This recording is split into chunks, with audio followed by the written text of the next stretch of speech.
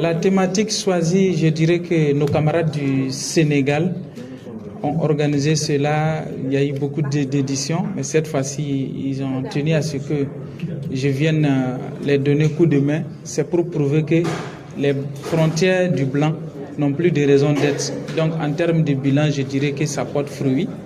Parce qu'au moment où le Mali était sous sanction de l'embargo de la CEDEAO en 2022, la jeunesse sénégalaise, à travers leur organisation, ont marché de Dakar à Bamako pour soutenir le peuple malien. En 2023, quand le Burkina aussi était sous des menaces où on disait que c'était jaune ou rouge, personne ne pouvait aller, la jeunesse sénégalaise, à travers leur organisation, ont marché de Bamako à Ouagadougou à pied, où ils ont été reçus par les plus hautes autorités du Burkina et du Mali. Donc, en guise de reconnaissance, c'est un honneur pour moi d'être ici aujourd'hui. Et donc, je dirais que le mouvement, ça progresse et ça commence à porter des fruits. Et la même année 2023, à partir de fin juillet, le Niger a rejoint les deux autres pays, c'est-à-dire Burkina et puis Mali. Donc, aujourd'hui, ça fait 3 et d'où l'AES est né jusqu'à ce que la CPAES soit officialisée le 16 septembre 2024.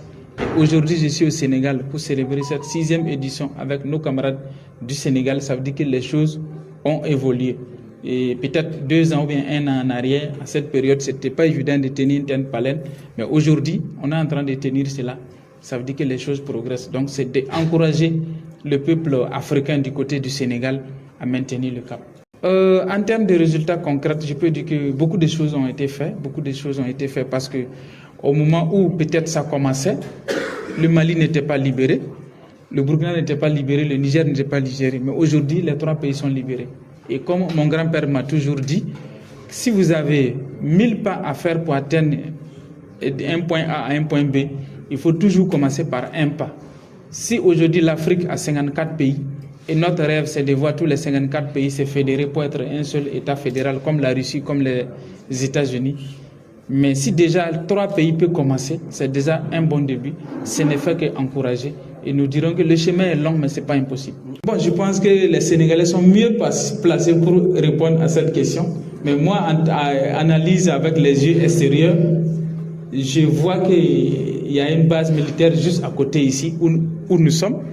Il y a aussi une autre base plus grande que ça, ici au Sénégal.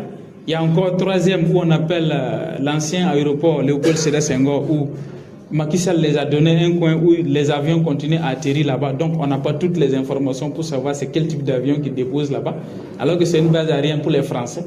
Pour moi, comme le pouvoir appartient au peuple, et que pendant les élections, son Excellence Ousmane Sonko, qui est actuellement Premier ministre, a dit que quand lui sera élu, il va rompre les accords militaires avec la France. Ça veut dire que les bases militaires seront fermées, ils vont rentrer. Deuxièmement, il a aussi promis de quitter le franc CFA. Et je pense que c'est une promesse de campagne. Et s'il est élu pour le peuple, je pense qu'il doit le faire. Pourquoi? Parce que Donald Trump, tout ce qu'il a promis pendant sa campagne aux États-Unis, dès qu'il est élu le jour de la prestation des serments, il a commencé à signer les accords pour appliquer ce que lui avait promis au peuple américain. Et donc, je pense que ça fait 1 an de cela. Si ce n'est pas encore fait, c'est l'occasion pour moi d'inviter son Excellence Ousmane Sonko et Diomaye Faye à passer à l'action. Parce que le peuple sénégalais et le peuple africain en général n'attend que ça. Et il a même promis aussi d'aider le Mali qui est en difficulté aujourd'hui, en proie avec les terroristes, d'envoyer un contingent aider le Mali à combattre les terroristes. Et ces promesses-là, comme une promesse est une dette à réclamer, et moi, étant un fils de l'AES aujourd'hui, c'est l'occasion pour moi, comme je suis sur la terre de la Teranga ici, de rappeler à ses excellences que les promesses-là, nous n'avons pas oublié, comme c'est une dette à réclamer, nous réclamons cela.